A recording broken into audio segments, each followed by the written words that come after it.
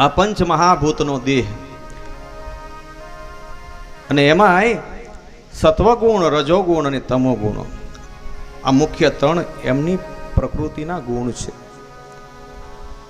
અને યાધિ, વ્યાધિ અને ઉપાધિ, કોઈ એવો જીવ નહીં હોય કે એમાંથી આ ત્રણમાંથી મુક્ત હોઈ શકે.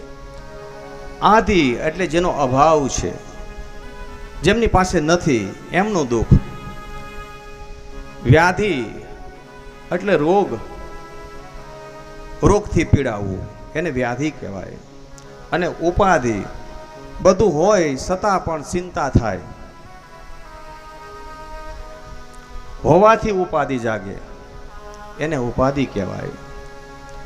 કોઈને સંતતિ નથી તો કોઈને સંપત્તિ નથી,